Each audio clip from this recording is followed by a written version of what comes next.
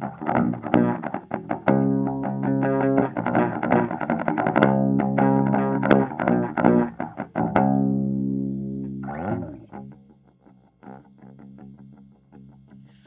and welcome to the Contro-Verse, Malden's least spactious, most half-assed open mic. I am very pleased to let you know that we have an amazing feature tonight, Medford's very own Terry E. Carter. We're also very excited to have some new faces in the crowd and some known faces in the crowd. Hope you all came prepared to do something silly, because I have no filter tonight. It's going to be a fun one. First up on the open mic, I'm going to invite one of our organizers. Please, everybody, put your hands together for Jeff Taylor!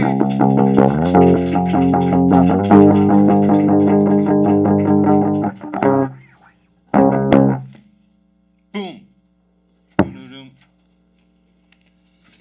So I'm going to read a poem for you, and then after I read a poem, I think I'm going to introduce the feature, and then the feature had done his part and sent me his bio. But typically, I have my laptop with me, and I access that stuff in my laptop. But now my phone does not have that email that I need, and I don't have my laptop. So I'm going to wing the bio. So you're all prepared for a winged bio. It's going to be a winged bio type of situation.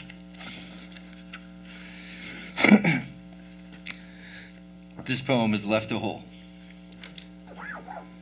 When I commemorated the anniversary of Kurt Cobain's suicide with a Facebook post, Sean commented with a story about how Ben & Jerry's gave out free ice cream cones at Jerry Garcia's death anniversary, jump-starting a conversation about the commodification of dead celebrities with a story ending with no one in line knew any Dead songs.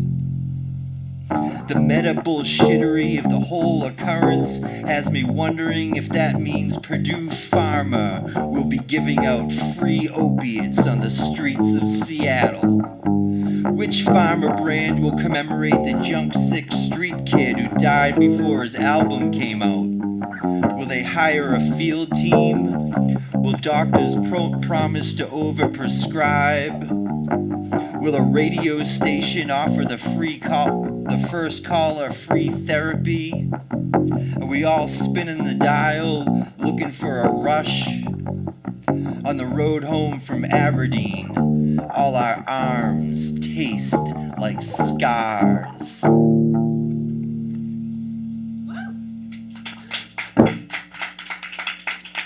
That poem I had wrote for Kurt Cobain. Now I'm going to introduce the feature. Our feature tonight is Terry E. Carter, who I am very excited to bring up to our stage. He has like 7 different books, former poet laureate of Medford. I definitely encourage everybody to look him up on the internet and purchase one of his books. I know he does music, he does poetry with musicians sometimes, so try to look him up for some live acts where he's going to be performing with musicians. And please give a big round of applause to Terry E. Carter.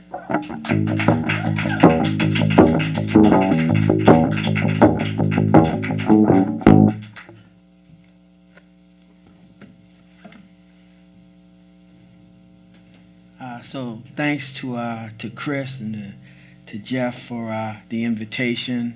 I'm sorry it took me so long to get here, but everything happens when it's supposed to if the universe is operating the way that it should. So I'm gonna kind of go for the jugular because I've been, I've done a lot of stuff lately for Juneteenth, and I tried to be reasonably polite. I'm not feeling all that polite right now. Woo! So Yes. I'm going to start with a piece called They Shoot Black Boys, Don't They? Tragedy in 5 acts. Act 1. Black boys spied from the cruiser's seat. No real crime, just walking the street. Always wary of prowling heat, terrorizing their urban beat.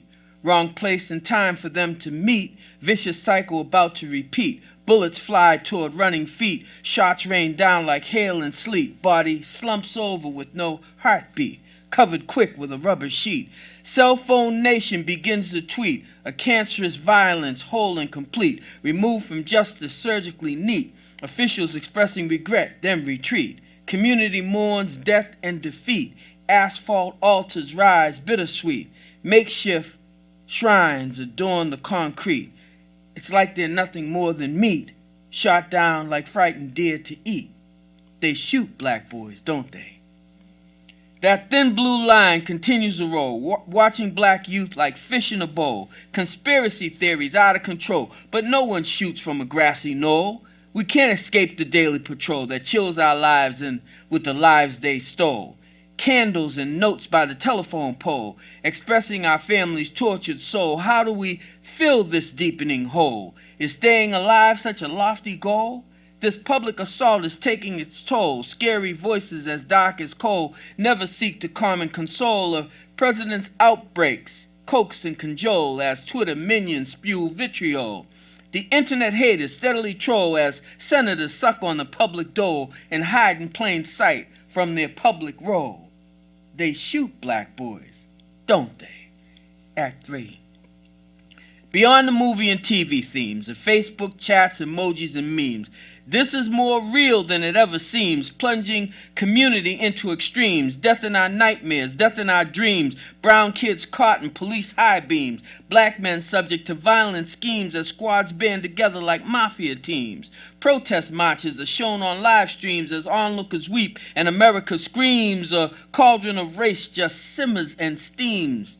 Invoking religion only blasphemes, and the legal solution never redeems. So fires rage in hostile regimes as a neighborhood comes apart at the seams. The police state builds with iron beams, and many deny that the badge still gleams. One man rebukes what another esteems, and the fate of our children haunts our dreams. They shoot black boys, don't they? Act 4. A question asked, a statement made, another mother's hope betrayed. As men in blue make bullets cascade, and even as their guilt is weighed, they get desk duty, they still get paid. It wasn't even a legal raid, but another son is to rest is laid. His hulking presence emerged from the shade. They saw the thug that is always portrayed. His actions made them so afraid that his keys looked like a razor blade. All training was lost in a cruel charade by roguish cops gone renegade. Yes, that's the way the game is played, by a public servant's masquerade, by a scared peace officer's fusillade. This is racism on parade. This is a curse of bias displayed as another black boy to rest is laid. They shoot black boys, don't they? Act 5. We're all waking up to a tragic newsreel where pools of red blood begin to congeal.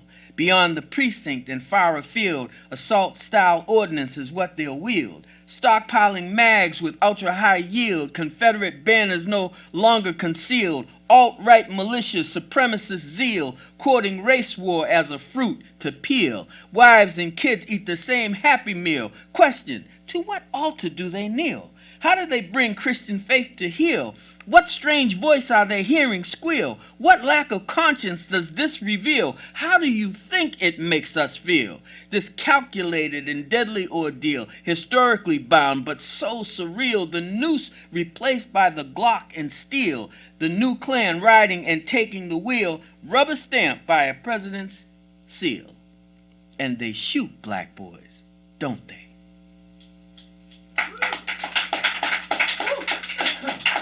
Thank you. Thank you. Thank you. So, the community that I come from, West Medford, is one of the oldest historically African American settlements in the country, tracing its history all the way back to just after the Civil War. And at one time, there were only 3 streets that black folks could live on: Jerome, Lincoln, and Arlington. And I've written, probably half a dozen different poems about that experience.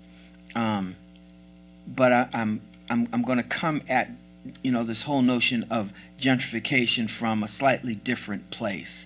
And this piece is called Picket Fences.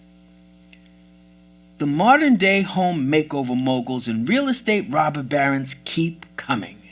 We buy ugly houses, signs plastered to telephone poles and fence posts. The contractor trucks and dumpsters sit ready beside the porta potties and pallets of bricks, boards, and broken promises. DigSafe has marked out the gas and power lines. The city has issued all the permits. The banks approved the financing, and the harried homeowner headed south. North Carolina, Georgia, maybe Tennessee, somewhere warmer where their new money would grant them acreage, 3 full bathrooms, lots of bedrooms, and a serious man cave.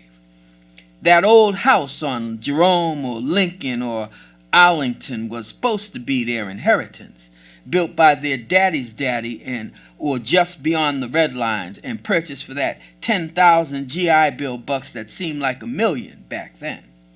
Back when the wink and the nod between the moneylenders and the city fathers defined the boundaries of a white man's privilege.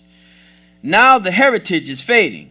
What used to be that remarkable black neighborhood with the legacy of legends, war heroes, doctors, shop owners, athletes, and artists is losing its bronze-hued patina to the new shine of subway-tiled bathroom spas, bondwood beams, butlers' pantries, and his and hers beamers.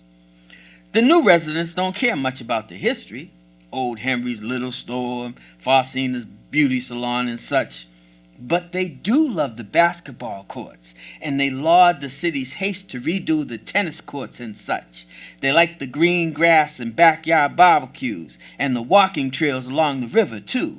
They like the Bloody Mary mornings, the Merlot meetups, and the margarita midnights. They feel instantly entitled, and they let folks know it. Meanwhile, the developers keep calling those elders and their grown-up kid. We buy ugly houses. We pay cash any condition. $500,000 sounds like a lot when you had a devil of a time getting a $10,000 mortgage for your little piece of the American dream. Still, you hang on. You really love this old place. You remember when a black man was the postmaster, and when the first Negro woman was elected to the school committee. You remember how great Charlie Booker was at hockey and how good Rudy Smith looked in the PD's dress blues. You remember letting the little kids get on those yellow school buses and leave the comforts of the Hervey to go integrate the Waite, the Gleason, and the Dame. You remember when the neighborhood was a tight-knit community of Doc Count's datelines, O.G. Shiloh's sermons, Humpty's homeboy haircuts, and Vonnie Carter's sand-finished ceilings. You fix your face, 'cause you know God don't like ugly. You smile and wave politely. Sometimes they wave or smile back. Sometimes they don't. Whatever.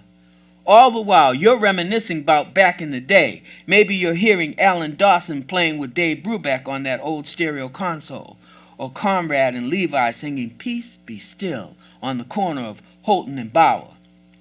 Or the doo-woppers on J Street and Harvard Ave, reminiscing about the neighborhood back in the day when the Ville had a soundtrack all its own.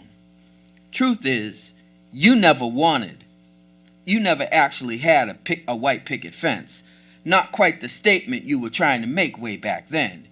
You wanted respect more than assimilation. You wanted community more than acceptance. You wanted the familiar, the faithful, and the first love. All the while, you wish that the kids would have stayed and tried to make a go of it here. But the developers kept calling, so did Atlanta and Raleigh-Durham in their own American dreams. I guess home is where the heart is, but you're already tired of condo culture and bedroom convenience, of professional dog walkers, commuter rail parking spot bandits, snooty au pairs, and the 911 dialing Karens. How could the dregs of the city, given up so grudgingly, seated so strategically, now be the jewel in the mystic kingdom's crown? The modern-day home makeover moguls and real estate robber barons keep coming. We buy ugly houses signs plastered to telephone poles and fence posts. Newsflash, ain't too many ugly houses left. Nope, ain't too many left. Could be a doo-wopper's refrain from that J Street corner back in the day. Shout it out, my brother. Ain't too many ugly houses left.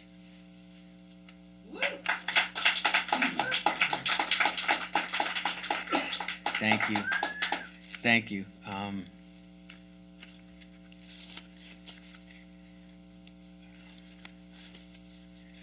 I'm going to do this one just because I like it. Yeah. This is for all of my poet friends out there who, at the soul level, at the heart level, even in the mind level, basically are storytellers. This is called I Came for the Stories.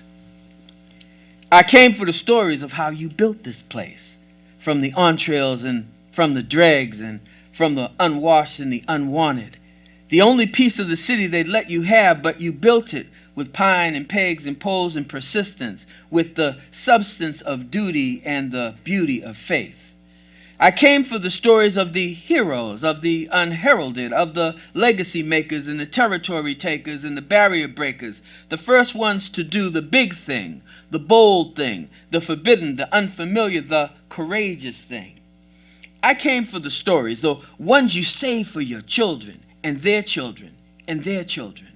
Anansi stories, Shaka Zulu stories, Sheba stories, Hannibal stories, Toussaint stories, Sojourner stories, Malcolm, Marcus, Martin, and Medgar stories, epic, heroic, and tragic truth of how we came over and how we've overcome. I came for the stories, all of them lost, stolen, or strayed, because history can't be real for me, can't reveal to me, can't appeal to me without showing the black and the brown and the tan. Whitewashing so clearly all critical race theory just tells me we are nearly erasing a past we'll pay for dearly. I came for the stories only poets can tell. Magical tales that cast a spell, living water from a griot's well, distant drumming and a faraway bell, the seas reply in a queen conch shell, the solid air as billows swell, an archangel triumphs, a demon fell, giants flee from where Davids dwell, lest they drown in the deepening still, legion is vanquished and sent back to hell, the riot ends with a mournful yell, the ode is recorded from district to dell. I came for the stories, and I will not leave, as I am beseeching beyond my own reaching for all you are teaching, the sermons you're preaching, where black knows no bleaching of borders we're breaching, as hatred is leaching and rage is screeching for love's impeaching. I came for the stories. I came for the stories. I came for the stories.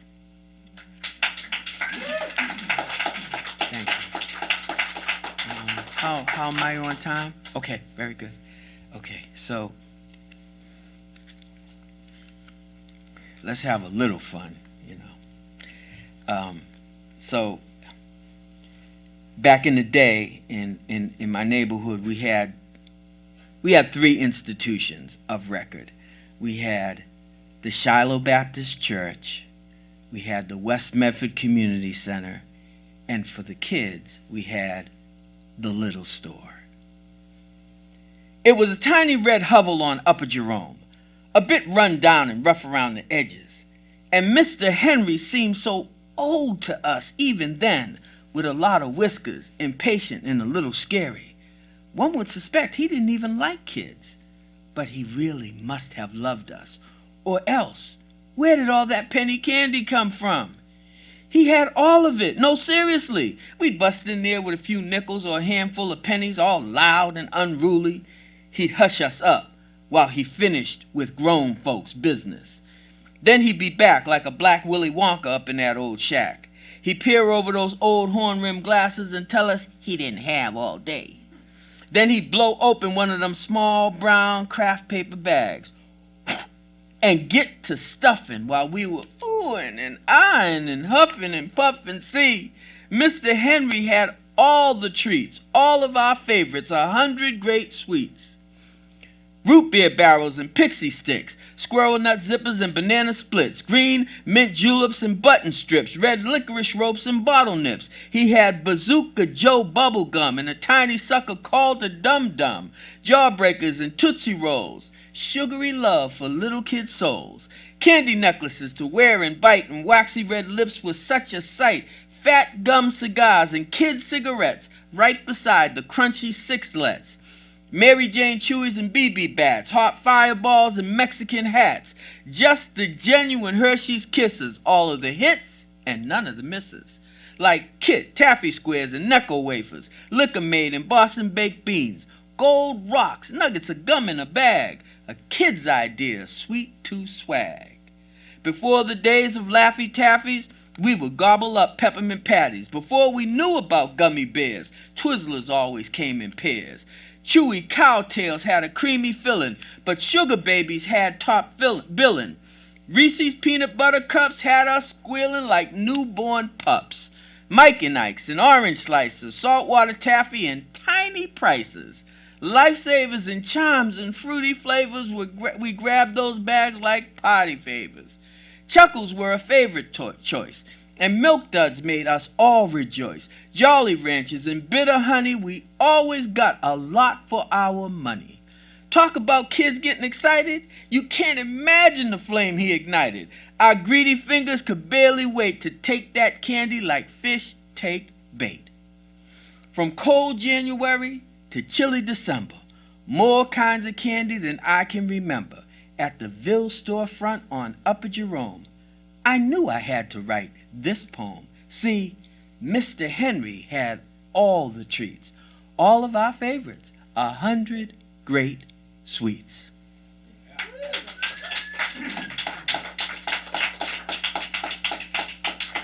Okay. Close with a shorty. It's called 6 of one, half dozen of the other.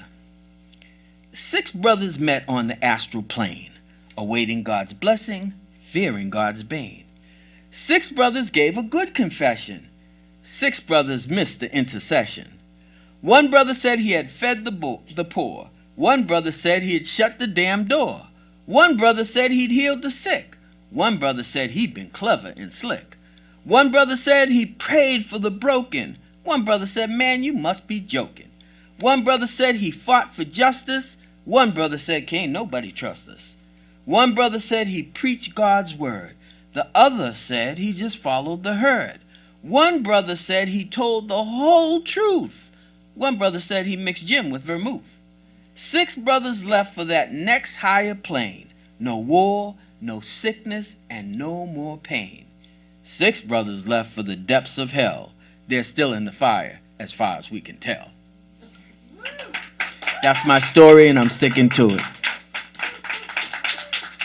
Thank you. I have I've written 6 books, and I have a CD with some jazz cats that I do music with called the Ally Project. I have stuff with me tonight if anybody's interested. If not, that's cool too. All right, thanks very much.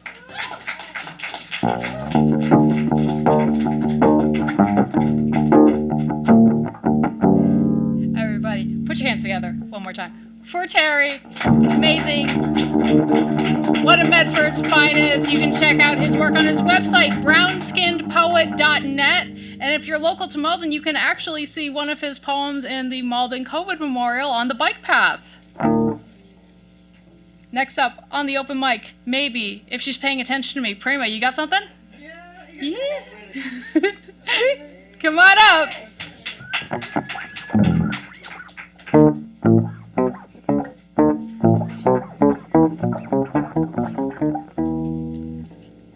Thank you so much. That was so lovely. I have 3. Is that okay? I have 3 pieces. To do one? Oh, okay. Okay.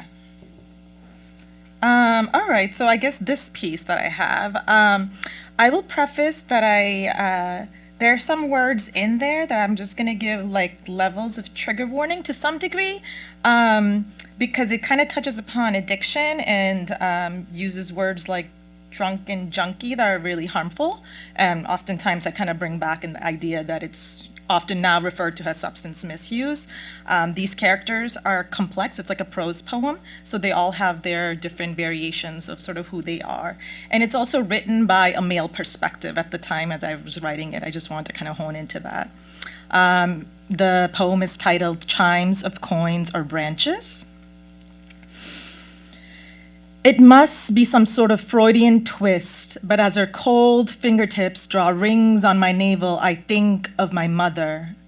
Here, her body watches my tongue, asking my lips to curl into the letters of her name. I can't get erect. I remember my mother's face, her eyes almost wet as she twirled the strand of Dee's gambage dread, the one he clipped for her. This was when I was 10. I remember how she watched the curves of his silhouette move across her window blinds. Outside, his drunken palms clutched the paint-peeling bars of our porch. She wasn't letting him in, knowing he could twist her arteries into shapes my stepfather never knew. As I watched her through the half-cracked door, twisting Dee's knotted hair between her fingertips, I wondered where my stepfather was, what taste lingered upon his skin. Dee's skin smelled like my mother's potpourri pillows. He was an old drunk, a junkie, and always wanted to come home to my mother, drink red bush tea with her at dusk. He managed to frequently use hitherto in his sentences. My mother said he had a good heart, but she only let him in after hearing the chimes of coins or branches against her window. This woman lying next to me, her charcoaled eyes ask for answers I cannot give, the happenings of wind chimes I cannot breathe through. Thank you.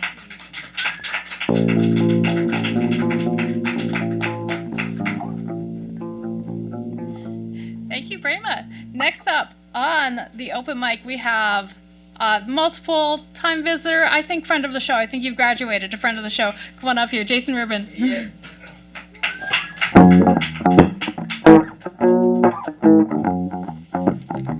Thank you. This is my third time here. I think after 10 I get a free coffee or something like that. Terry alluded to the fact that it was Juneteenth recently, and one of the things that I always sort of focus on when it comes to Juneteenth, obviously it's about freedom, it's about slavery, but it's really about communication networks. And it's, anything happens in the world today, everybody else in the world knows about it instantly. In 1865, it took more than 2 months after Lee surrendered to Grant for slaves in Galveston, Texas, to know that they were free. That's, 2 months of servitude that they did not have to endure. And if you can just imagine that 1 minute more than necessary would be brutal, that's just incredible. And it's all about the fact that news couldn't spread that fast. So that's sort of what I focused on. I have a piece called Juneteenth. Their servitude they overstayed, for their freedom they overpaid. The news hadn't spread that slavery was dead, so they remained enslaved, in chains, unsaved, their masters depraved, their freedom delayed, by knowledge deprived. They toiled for no pay, some didn't survive, dying a slave instead of the freedom they craved. Yet the war was over, the South had lost, the price had been paid, a horrific cost. But freedom once given cannot be taken away. On Juneteenth, we remember that awesome day. A history we don't leave on some high, dusty shelf, because knowledge of freedom is freedom itself. Yeah. Thank you.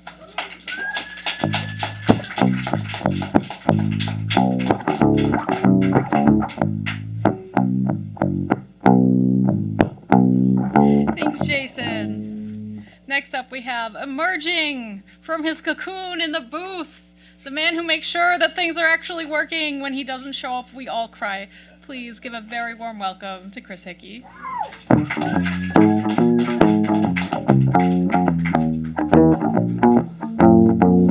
Thank you, Anna. Thank you so much, Terry. I'm inspired so much by your poetry. It's great to have you here tonight. Also want to draw attention to June being a special month for Juneteenth and Pride, as well as Father's Day. My piece is sort of in that ilk. It's called Sometimes You Can't Make It on Your Own. There are certain days of the year when I pause to reflect. Father's Day is among those days. It is a day to be present, but also to remember the past with grand hopes for the future. I am a father going on 12 years now. I became one late a Thursday night in September of 2011 as my firstborn emerged from his place of residence, which he was stubbornly trying to avoid. Maybe I became a father before that, when my partner shared the news that the pregnancy test was positive. I'm not sure, truly. I like to think I was predisposed to the job, as I had a wonderful childhood experience at the hands of wonderful parents. I saw how to do it. I had a front row seat to all the times that populate growing up.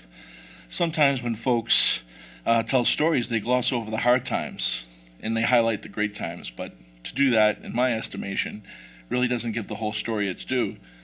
Parenting is really fucking hard. Grinding out life on a daily is enough to make even the most resilient of us humble.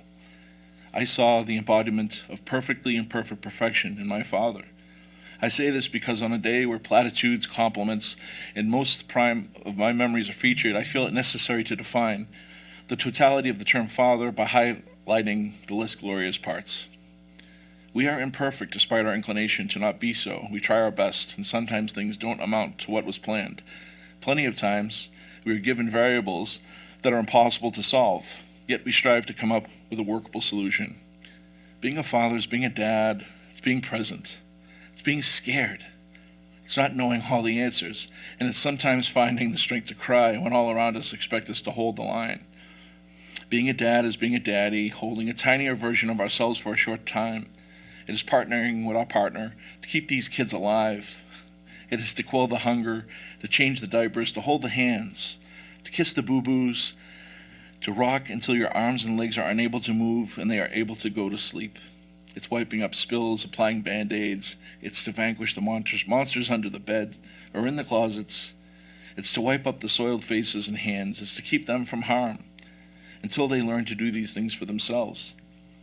You spend the entirety of your parenthood learning on the job and hope that on your worst day you still shine as an example of life that they will remember and apply in their lives when they need it most. Being a father is a somewhat noble pursuit, I would say, and it's the best thing that I've ever experienced, but I know I'm imperfect, and as my father was before me. And despite knowing this, I can subvert my ego long enough to allow that the love of my children to forgive me for this is all I need. Because in the end, being present and loving beyond measure and trying your goddamn hardest is what it's truly all about. Being a parent is not a road to perfection, but the road to treasured learning and knowledge, which can hopefully be paid forward and embraced by our children. I hope my kids are watching. As I watch my dad, I learned so much that didn't show up in my mind until much later on. I now possess an enormous amount of love and appreciation for my father for being the most perfectly imperfect father I could have asked for.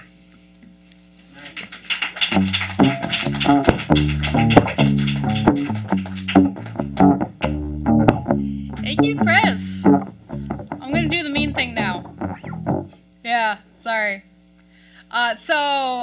Just so you all know, my daughters are in the audience tonight, and my elder daughter actually has a couple poems of her own. She has performed some out in Western Mass and won some kind of slam poetry, something, and got published. And you're still scared to get on this mic? Get up here, kiddo. Please, give a very warm welcome to Elizabeth.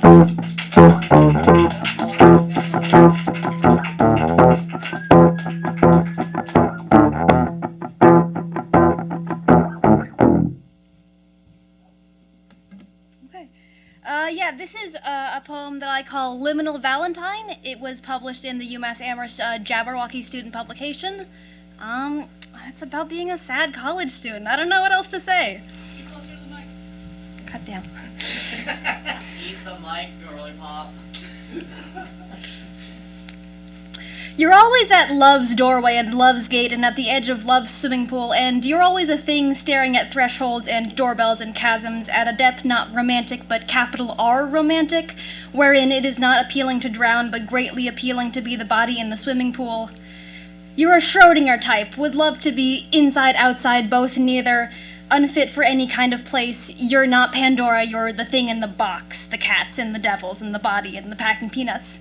Heavy is the head that wears the crown, heavy is the body in the swimming pool. Ophelia sends her regards in yesterday's horoscope.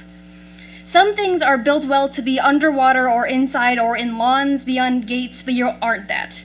But you aren't that. Frying pan and acid bath. Whatever the opposite of amphibious is, neither at home, at land or water, a something, somewhat, somehow. They should let you write that on the census. They should write that on the museum plaque for all your letters, unsent, unwritten, bring in the guests. Let them stare at the space of the unthing and see something. Let them imagine another letter unsent, unwritten, and add it to the pile who isn't there.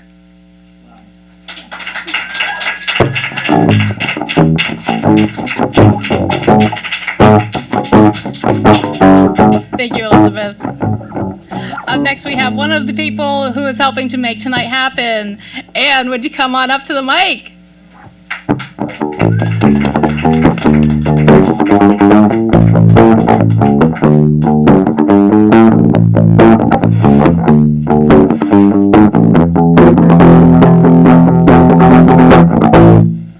All right, you're gonna play with me? It's meditative. It's so great to hear all these great poets, and thank you for the young people that are here. Okay, this one's called Tai Chi Meditation. 10 long minutes standing still. Prepare the mind and breath until slow, gentle movements create harmony. Qi in motion, yin and yang. Did I send that email or forget to reply? Sciatica's acting up, neck is stiff. I love that we're silent in a room where traffic noise motors through the storefront windows in the beating city. Oh, I know I'm supposed to meditate, but most times I just stand and wait for my mind to clear, for my thoughts to settle. Pick up bananas at the grocery store. Maybe mushrooms too. I'll make mushroom barley soup. Breathe in, breathe out. Be aware of only your breath. Make your mind like an empty room. Sweep it clean with a straw broom. Hold that stillness, make it last. Don't think about the future or the past. Oh, I know I'm supposed to meditate, but most times I just stand and wait for my thoughts to clear, for my mind to settle. Being in nothingness, thinking, no thinking. I'm on top of a mountain, staring at a star-filled sky. Being in nothingness, where are mom and dad right now? They know what I don't know. What happens after this life? Has it been 10 minutes yet? We are so quiet and still. I am grateful we are quiet and still. Nowhere else is there time to just be quiet and still.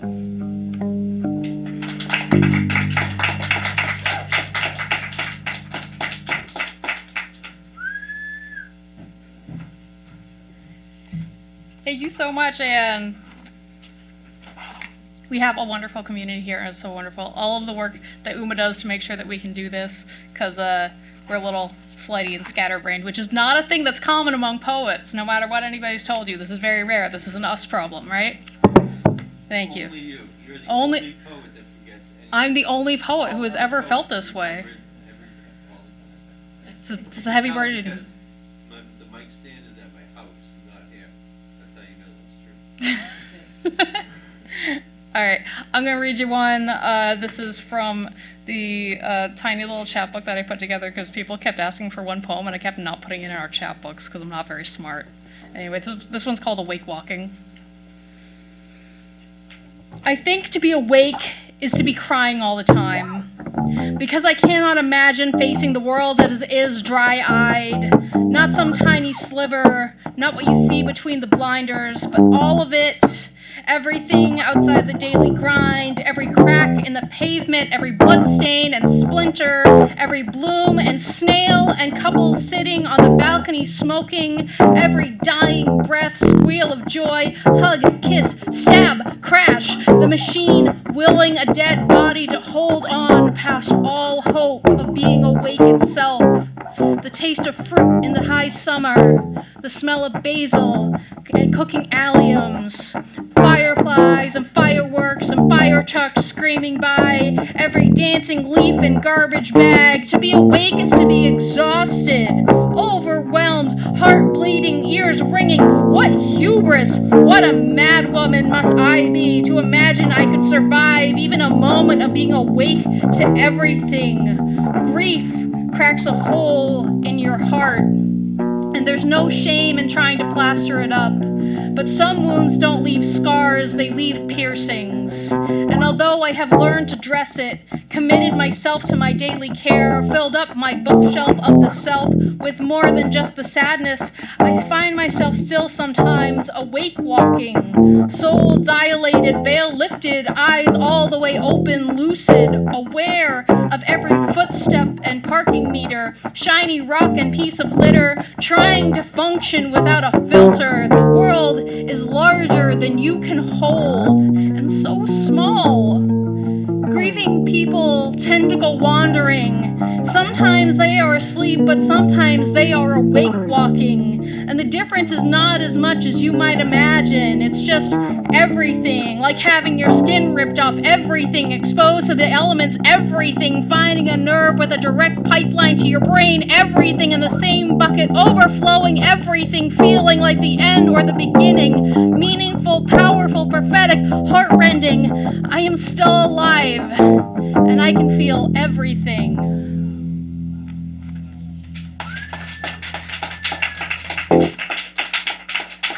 Thank you all. We are going to start on round 2 of the open mic, so I am going to invite back up my co-host, Jeff Taylor. Hey, you got to get something.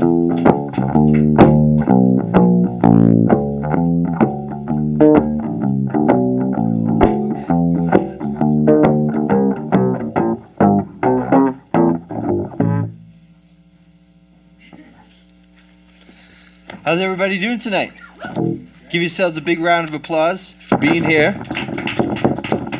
This is the place to be. And this is Zeno's Paradox. The first brick felt like a toaster, only louder, more romantic about the way it leaves things.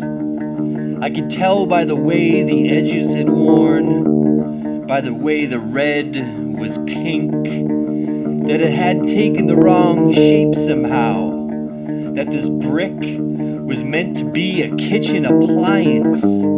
2, 3, 4. The 5th brick was held together by mortar, slapped across the exposed wide side in a way I could tell the work had been done just after lunch.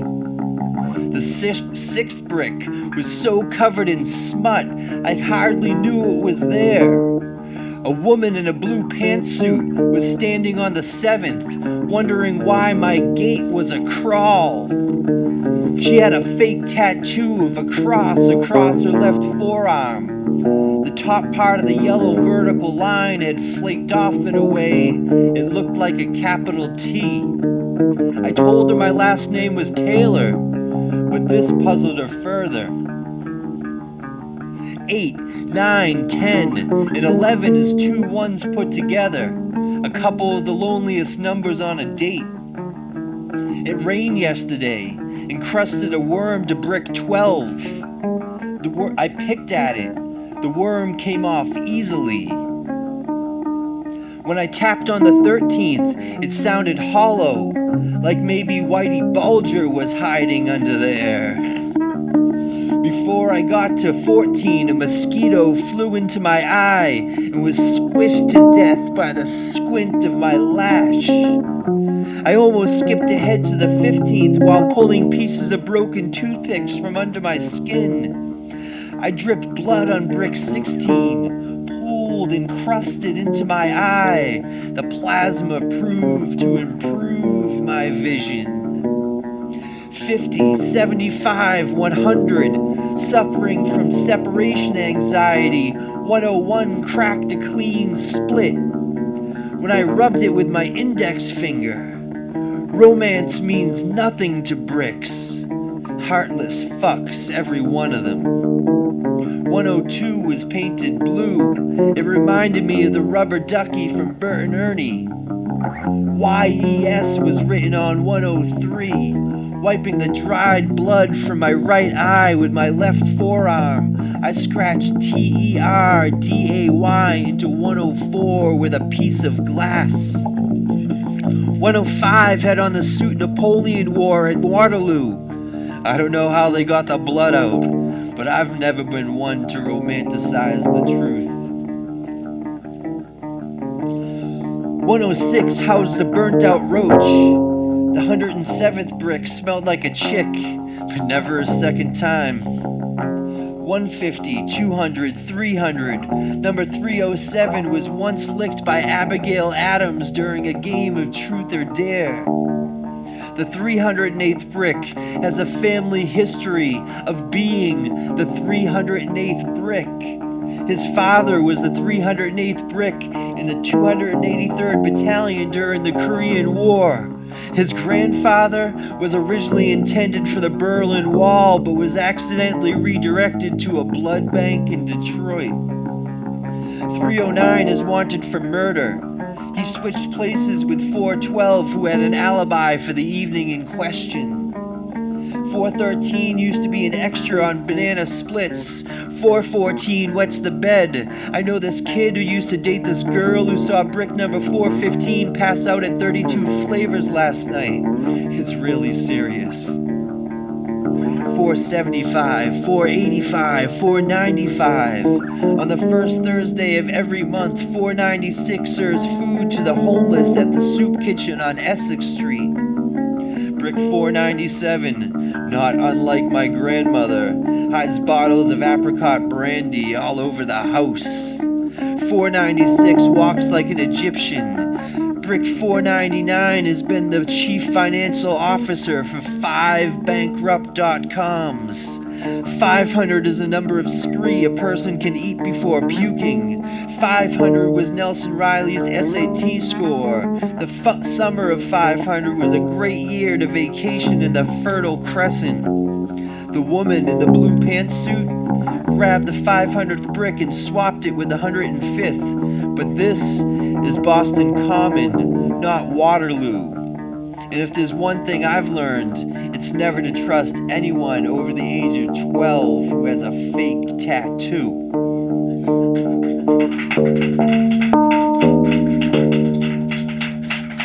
Thank you. Oh, and thank you to my daughter Charlotte for drawing me this little picture for my notebook.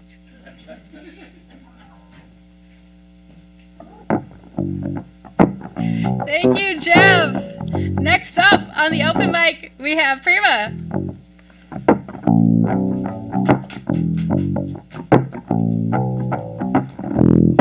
Thank you.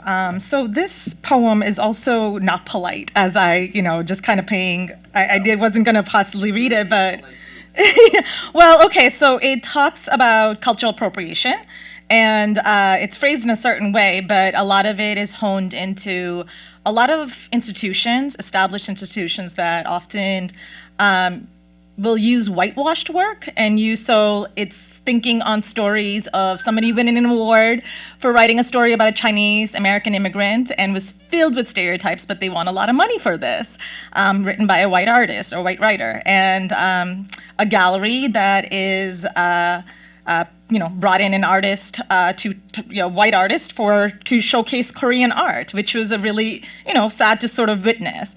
And so this poem is about that, but more so on written in a different way. I also have June Jordan's quote. So thinking on intersectional pride and thinking on Juneteenth, we are the ones we're waiting for by June Jordan, which if anybody knows Katie Byron also took that quote and made it hers, which is really problematic as well. So anyways, this poem is called Calling All White Artists and Writers, Your So-Called Appreciation is Appropriation. We are the ones we are waiting for, June Jordan. Calling all white artists and writers. My culture is a shapeshifter living inside my body. I'm still unlearning the shame from your white community's gaze. I'm still grasping to learn all the facets of my ancestral ground, digging through the soil of your colonized destruction upon my diasporic palm lines. Please let me take a breath, a few million breaths, to fertilize and nourish the gardens of my ancestors' untold epics. Please know that this is not a request for permission, but rather a demand a call to step off. Step off my overburdened chest holding the scars of a pariah. Step off my callous hands cupping the mahogany clay to shape my people's sagas. Step off my tongue that curls into survived languages your mouth cannot sing into symphony. You are not welcome to handpick from the body of my land's gardens. Dilute what works into your stories, discard what doesn't. Profit from the exoticism of the flowers I call my raw, unfiltered pain. A field of my own dried blood and salt, sweat-soaked debris of dirt stuck underneath my clutched fingernails. You are not welcome to take from my culture and become the modern-day Columbus, so-called discovering our knowledge to teach to your community with a whitewashed veil. Laced in every inch of your words and work, you are not welcome to take from us as your ancestors did. You are not welcome to loot our gold and blood and jewels and soy and call it appreciation. You are not welcome to share our ancient truths and rituals for others in bits and pieces with your misguided information. We still have our voices for that. We still have our voices which can shake the earth with our roars, our whispers, our songs. We survived through genocides, generations of genocide, rape, pillage, and exploitation. We are the bodies built to dance barefoot through hurricanes, eat fire with our raw tongues, protect the waters of our children. We are still here, alive and breathing. Thank you.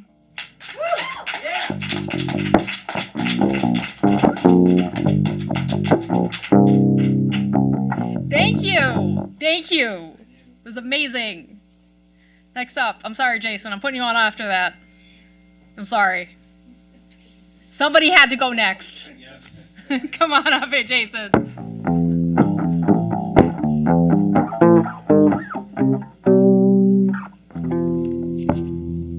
Switching gears a little. I got laid off from my job a couple of months ago at age 61 after working there for 23 years. And in that time period, the whole ecosystem of how you go looking for a job changed dramatically. Last time I had to look for a job, it was about circling ads in the back of a newspaper and then printing out your resume on a piece of Strathmore paper with a matching envelope and sending it off and, waiting to get an interview. And now it's all uploading this, that, and the other and getting things ready for AI systems to pass judgment on you. So anyway, I have just gotten a job, which I'm happy about. But I was very frustrated for, the 7 weeks prior to that, which is when I wrote this. The title is the first line, so I'll get right to it. Human resources, my ass. My resume is already 1 degree of separation from who I am as a person, as an employee. Then it gets read, notice the quotation marks, by an applicant tracking system, a piece of artificial intelligence-based software programmed to search for keywords, not truth, all the while spitting out form emails with no soul or person to sign them, telling me that they have received it and will process it in due time, or no thank you, your 40 years of experience don't mean shit because you have the wrong keywords. Trust me, no keyword has ever delivered as much quality work as I have in my career, all of it on point, on time, and under budget. Listen, HR professional, or the machine you're hiding behind. Ultimately, it's someone's fat ass who's going to sit in your chair at your desk, in your cubicle, at your workspace. Not an algorithm, not a formula or a function, but a real live, living, breathing human body. More likely than not, though, the real live real live living, breathing human body will be working for you at least half a week or more from their house or apartment, and you won't be there to supervise them. You won't be there to observe their working style or their productivity. These are things that are humanistic, that you can't tell from your automated resume reading technology. This isn't the Jetsons. This isn't Woody Allen's Sleeper. If you want to hire robots, go right ahead, but don't call yourself human resources, because all you're really doing is remotely hiring, onboarding, managing, and probably eventually laying off a nameless, faceless automaton that speaks with infallible fluency the language of AI systems. I have stories, skills, and experiences you can't even imagine unless you actually interviewed me. But you won't, because you're letting a computer do your job. Yes, I use a computer to do my job, but my computer is a passive tool driven by my expertise that reflects what's going on in my brain. Your computer just spits out what's in its brain. Human resources, HR, as bullshit as PR, as patently false as VR, as technology-based as a QR, sterile as an OR, it belongs in the IR. So F you, human resources. Oh, and thank you for your consideration.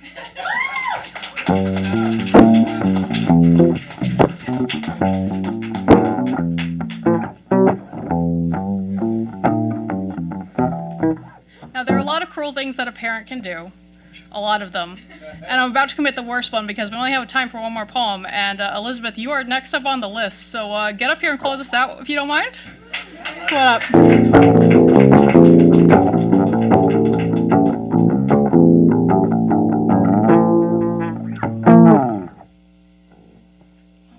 Which one am I reading? I didn't prepare for anything. I don't even know how I got here.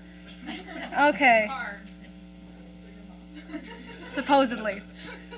Okay, if we're closing out, this is the poem that I was going to read at my graduation, and then I got COVID the day before. Its title is Sunset in Purple and Gold and Bright Green Glass. On fleetingly few days, I love the whole world unconditionally, the sight of light between oak leaves and kids in packs jaywalking. Most days, the water tastes like microplastics. Some kids grow up with the promise of a long apocalypse they'll live to see every second of. I recite duck and cover litanies under N95s in hallways of these kids during the next hottest summer on record yet. It has never been like this before, and it's the same as it's always been. Turn the clock back. Could we do the take again? The whole of human history is built on precipice, and you'd ask me to have faith in the ground under my feet. There's a better future out there, hazy, behind frosted glass, full of faith and hope and community and all the things they teach you in kindergarten about how to be a decent person.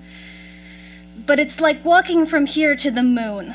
And who cares? Who cares? It's a Tuesday and the world is ending, and so what? This isn't a poem, it's a list of factual events. This isn't a poem, it's a bloodletting. I'm just another would-be somebody on a rooftop pleading, night sky, please tell me a better world is possible. Moon and stars, could you promise me one day all of the love and the blood and the chemicals would have been worth it? And the sky says, you're another girl who would love to be a train derailment, but you have to stop imagining the end of the world. She said, it's 80 in February and the world is ending, and it isn't mostly. There's a future lasting at least to the end of the 10-day forecast. Today's horoscope read, at the end of all the smoke and ash, what remained was life and the stubborn, stupid animal will to live, and that's really all you're getting, so you gotta keep it close to your chest. I'd love to love the whole world unconditionally, but most days we've got to keep it conditional. Most days you have to pick the good out like seeds from watermelon. Most days you could walk from here to the moon if you went step by painful single step. Yay.